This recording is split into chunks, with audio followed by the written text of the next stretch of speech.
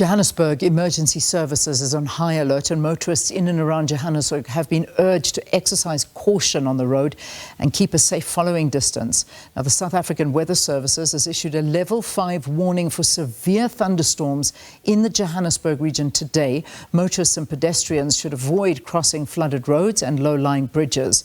Residents in low-lying areas are urged to avoid crossing river streams when conducting daily activities. Our reporter Ofentse Setimo is out at the Alexandra Jukskei River. Looks like we may have dropped the line with him, but I can tell you where he is standing, it looks like the weather is certainly wreaking havoc. It's really coming down. So we're hoping to reattach ourselves and try and get in there. But there have been many, many warnings, and level 5 is where we are at in terms of the warning. But I think we seem to have Ofentse back on the line now. Ofentse, you're at the Alexandra Jukskei River. I mean, from what I am seeing, it looks like it's coming down there very, very heavily. And you're standing at a bridge. Talk to us, what's happening there?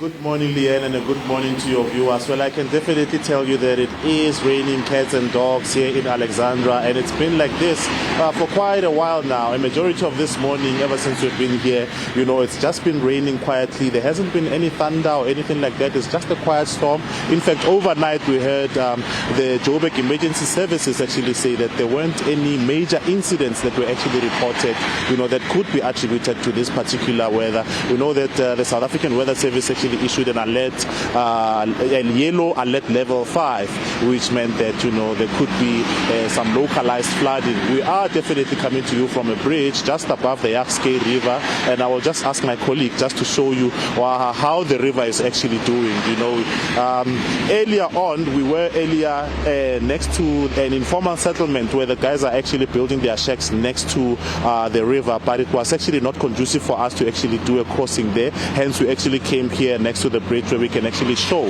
how the river is. It's actually not bursting its banks as we had actually anticipated, but, you know, because the rain is still pouring, we are expecting that the situation could actually get worse later on around 2 p.m. when, you know, the levels of saturation will actually go up. And we understand that the Tshwane Emergency Services, Ekurhuleni and Joburg are all on high alert.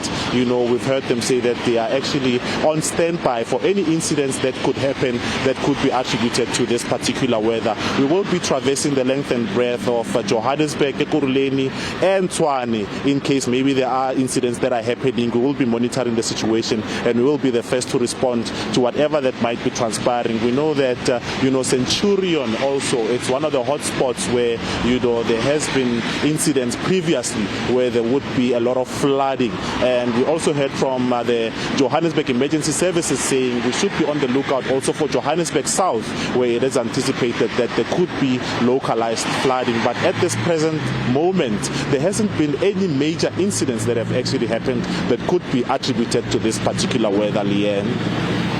All right, Ofentse, stay safe. So I'm glad to hear that it's still at a manageable stage right now.